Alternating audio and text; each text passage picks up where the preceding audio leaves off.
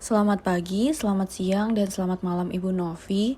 Sekarang kami dari kelompok 9 akan menjelaskan laporan keuangan dari PT Campina Ice Cream. Pada bagian ini, saya akan menjelaskan tentang profil singkat dari Campina Group. PT Campina Ice Cream Industri Tbk merupakan perusahaan yang berbasis di Indonesia yang utamanya bergerak dalam bidang pembuatan es krim. Perusahaan memproduksi produk es krim seperti es krim stick, es krim cup, es krim cone, es krim kemasan keluarga, serta kue es krim. Beberapa merek yang diproduksi dan dipasarkan oleh perusahaan adalah Tropicana, Coklat Vanilla Choco Chang, Cornetto Olympia Cup, Hula Durian Cup, dan Cornetto Bold Choco Brownie. Pabrik perusahaan berlokasi di Rungkut, Surabaya, yang juga menggelar kunjungan pabrik untuk pelajar dan masyarakat. Terima kasih, dan berikut merupakan profil lengkapnya. Saya akan tampilkan. Makasih.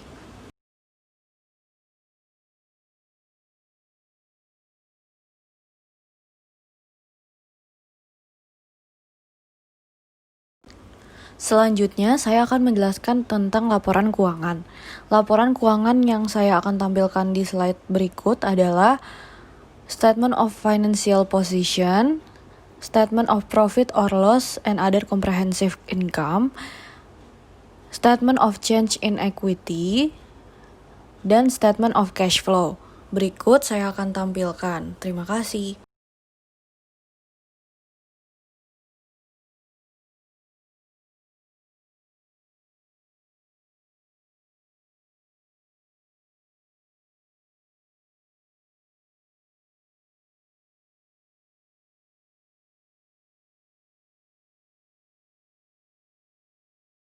Neraca dan laporan laba rugi. Yang pertama, total aset. Total aset per 31 Desember 2019 meningkat sebesar 5,30% dan jumlah aset lancar meningkat sebesar 59,2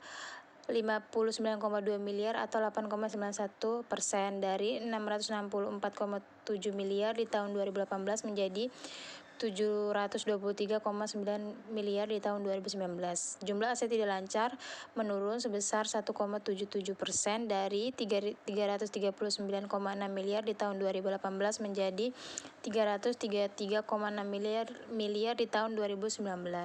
Liabilitas. Jumlah liabilitas meningkat sebesar 2,69%.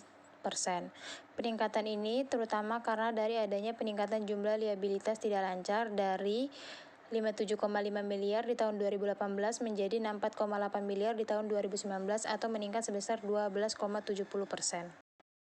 Total ekuitas. Jumlah ekuitas meningkat sebesar 54,36%.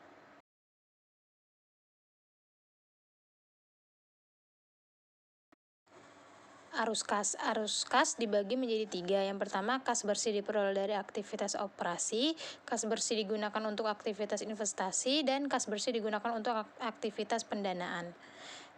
Kas bersih yang diperoleh dari aktivitas operasi pada tahun 2019 meningkat sebesar 52,60%.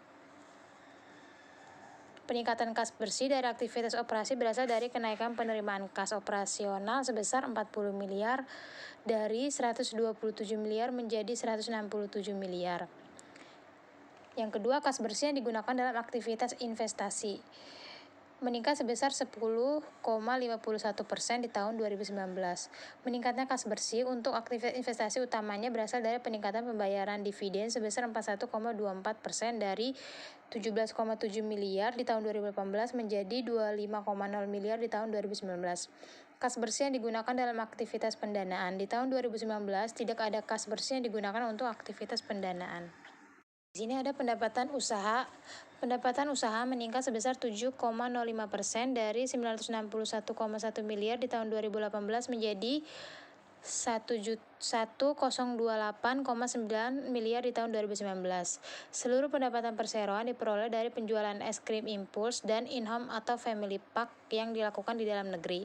Yang kedua, beban pokok penjualan. Beban pokok penjualan meningkat sebesar 12,6%. Peningkatan ini sejalan dengan peningkatan pada penjualan. Beban pokok penjualan terdiri atas biaya-biaya produksi dari persediaan barang jadi yang dijual.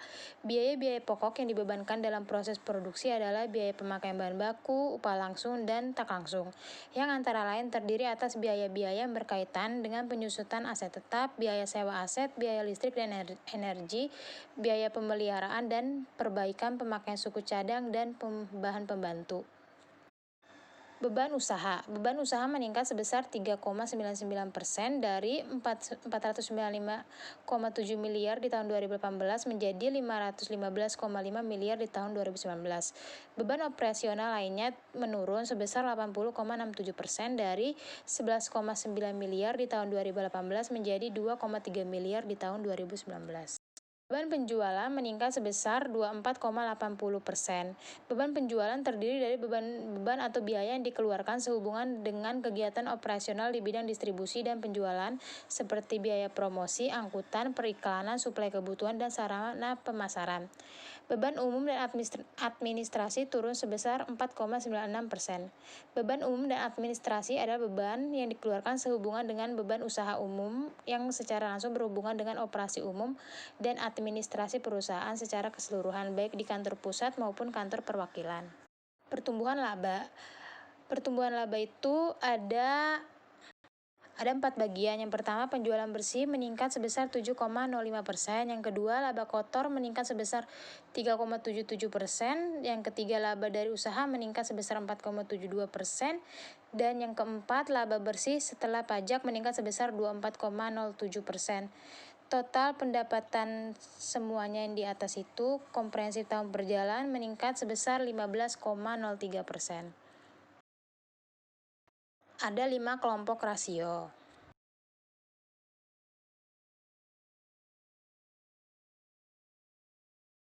Yang kedua ada rasio solvabilitas.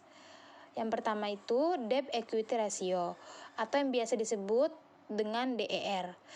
Adalah rasio hutang terhadap ekuitas, bisa juga disebut dengan rasio hutang modal. Adalah sebuah rasio keuangan yang membandingkan jumlah hutang dengan ekuitas. DER dari 0,134% di tahun 2018 menjadi 0,130% di tahun 2019. Terjadi penurunan pada tahun 2019. Yang kedua ada equity multiplier atau EM, yaitu rasio yang menunjukkan kemampuan perusahaan dalam menyedergunakan ekuitas pemegang saham. Rasio ini juga diartikan sebagai berapa porsi dari aktiva perusahaan yang dibiayai oleh pemegang saham. EM dari 1,134% di tahun 2018 menjadi 1,134% di tahun 2019 dan tidak ada perubahan pada tahun 2018 sampai tahun 2019. Yang ketiga ada cash coverage ratio. Adalah rasio keuangan yang digunakan untuk mengukur kemampuan perusahaan dalam membayar liabilitasnya. Sederhananya, rasio cakupan menganalisis kemampuan perusahaan untuk melunasi utang dan bentuk obligasinya. Yang keempat ada debt ratio. Bisa disebut juga dengan rasio hutang, yaitu rasio yang digunakan untuk mengukur seberapa besar perusahaan mengandalkan hutang untuk biaya asetnya.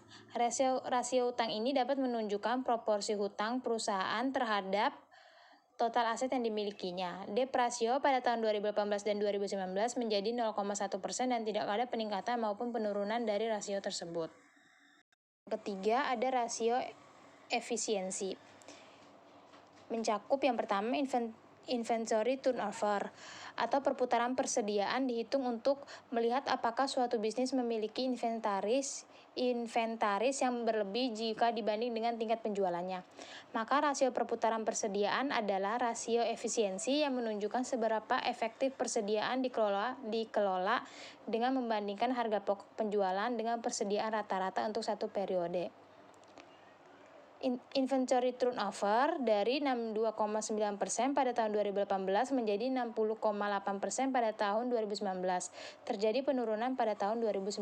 Yang kedua, receivable turnover adalah suatu angka yang menunjukkan berapa kali suatu perusahaan melakukan tagihan atas piutangnya pada suatu periode tertentu. Angka ini diperoleh berdasarkan hubungan antara saldo piutang rata-rata dengan penjualan kredit. Receivable turnover dari 73,58% pada tahun 2018 menjadi 64,83% pada tahun 2019. Terjadi penurunan di account receivable pada tahun 2019. Yang ketiga ada payable turnover atau biasa disebut rasio perputaran utang usaha. Adalah rasio keuangan yang menunjukkan kemampuan perusahaan untuk melunasi utang dengan membandingkan pembelian kredit bersih dengan utang usaha rata-rata selama suatu periode. Payable turnover dari 15,86% pada tahun 2018 menjadi 13,51% pada tahun 2019. Terjadi penurunan di account payable pada tahun 2019. Yang keempat ada rasio profitabilitas. Mencakup beberapa. Yang pertama, return on asset atau ROA adalah rasio profitabilitas yang mengukur kemampuan perusahaan menghasilkan laba dari penggunaan seluruh sumber daya atau aset yang dimilikinya. Sebagai rasio profitabilitas, ROA digunakan untuk menilai kualitas dan kinerja perusahaan dalam menghasilkan laba bersih dari pemanfaatan aset yang dimilikinya. ROA dari 0,061% di tahun 2018 menjadi 0,072% pada tahun 2019. Terjadi peningkatan di tahun 2019. Yang kedua ada return on equity atau bisa disebut pengembalian ekuitas. Adalah salah satu perhitungan yang masuk ke dalam rasio profitabilitas. ROE merupakan perhitungan rasio yang menunjukkan kemampuan perusahaan dalam menghasilkan laba bersih yang menggunakan modal sendiri dan menghasilkan laba bersih yang tersedia bagi pemilik. ROE dari 0,07% pada tahun 2018 menjadi 0,08% pada tahun 2019. Ini pun juga sama, terjadi peningkatan pada tahun 2019. Yang ketiga, ada profit margin. Ada satu indikator yang digunakan untuk menghitung tingkat laba penjualan yang tingkat perhitungannya dapat lebih tepat sasaran. Indikator tersebut adalah profit margin atau margin laba. Profit margin adalah satu rasio profitabilitas yang digunakan untuk suatu tingkat kegiatan penjualan. Profit dari 0,064% pada tahun 2018 menjadi 0,074% pada tahun 2019. Terjadi peningkatan di tahun 2019 dari perhitungan ROA dan ROE, maka profitnya terjadi kenaikan. Yang kelima ada rasio nilai pasar. Itu price earning ratio atau PER merupakan suatu besaran angka yang biasa digunakan sebagai analisis fundamental keuangan perusahaan. Angka ini biasanya digunakan untuk memprediksi valuasi harga suatu saham. Apabila dirumuskan secara matematis, PER dapat diformulasikan sebagai harga saham dibagi earning per share atau EPS. Sehingga untuk tiap lembar saham, PER mengindikasikan bahwa harga saham saat ini setara dengan berapa kali pendapatan bersih selama 1 tahun. PER dari 38,0% pada tahun 2018 menjadi 49,8% pada tahun 2019. Terjadi kenaikan yang sangat tinggi di price earning ratio dan profit di tahun 2019. Selanjutnya adalah interpretasi analisis Dupont dan analisis CFFA. Yang pertama ada net profit margin. Net profit margin mengukur jumlah laba bersih yang diperoleh dan setiap nilai penjualan yang dihasilkan dengan membandingkan laba bersih dan penjualan bersih perusahaan. Untuk perhitungannya ada net profit dibagi dengan revenue, menghasilkan angka 0,074 59 89 694. Yang kedua adalah total perputaran aset. Total perputaran aset menunjukkan seberapa efisien suatu perusahaan dapat menggunakan asetnya untuk menghasilkan penjualan. Untuk perhitungannya ada sales dibagi dengan average asset, menghasilkan angka 0,972 978 2523. Yang ketiga adalah financial leverage. Yang pertama itu rasio utang terhadap aset. Rasio utang terhadap aset mengukur kemampuan perusahaan mengandalkan utang untuk membiayai asetnya. Perhitungannya adalah total liabilities dibagi dengan total aset, menghasilkan angka 0,1154 9255 38. Yang kedua, rasio utang terhadap ekuitas. Rasio utang terhadap ekuitas adalah rasio keuangan yang proporsi relatif antara utang dan ekuitas yang digunakan untuk membiayai aset perusahaan. Perhitungannya adalah total liabilities dibagi dengan shareholders equity, menghasilkan angka 0,135 72732. Yang ketiga, rasio utang terhadap modal. Rasio utang terhadap modal adalah rasio yang berfokus pada kewajiban utang sebagai komponen basis total modal perusahaan. Perhitungannya adalah current liabilities dibagi dengan total liabilities ditambah shareholders equity, menghasilkan angka 0,054 183,288. Yang keempat, rasio utang terhadap laba kotor. Rasio utang terhadap laba kotor mengukur kemampuan perusahaan dalam melunasi utangnya. Untuk perhitungannya adalah total liabilities dibagi dengan gross profit, menghasilkan angka 0,202,704,8032. Yang kelima, equity multiplier. Untuk perhitungannya adalah total aset dibagi dengan shareholders equity, menghasilkan angka 1,130572732. Perhitungan untuk analisis DuPont yaitu net profit margin dikali dengan perputaran aset dikali dengan equity multiplier, mendapatkan angka 0,0818093734. Selanjutnya, net worth capital untuk tahun 2019. Untuk perhitungannya, total current asset 2019 dikurang dengan total current liabilities 2019, mendapatkan angka 666,615,934,150. Dan net worth capital untuk tahun 2018. Untuk perhitungannya, total current asset 2018 dikurang dengan total current liabilities 2018, mendapatkan angka 603,358,724,641. Untuk net worth capital change, yaitu net worth capital 2019 dikurang net worth capital 2018, mendapatkan angka 63,257,209,509. Untuk operating cash flow-nya mendapatkan angka 602,050,949,838. Untuk net capital spending-nya, untuk perhitungannya, untuk net capital spending, buka kurung net fixed asset last year dikurang dengan net fixed asset first year, tutup kurung, ditambah dengan depresiasi expense, mendapatkan angka 84,571,855,433. Untuk perhitungan CFFA-nya, yaitu operating cash flow dikurang dengan net capital spending dikurang lagi dengan net worth capital change, mendapatkan angka 454,221,884,896. Untuk perhitungan CFCR-nya, interest paid dikurang dengan net new borrowing, mendapatkan angka minus 6,689,131,888. Untuk CFSH, yaitu perhitungannya dividend paid dikurang dengan net new equity, mendapatkan minus 24,958,635,183.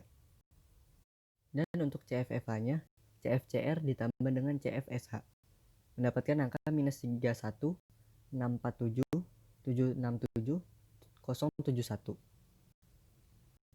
Berikut penjelasan dari kelompok kami. Mohon maaf jika ada kesalahan. Terima kasih atas perhatiannya.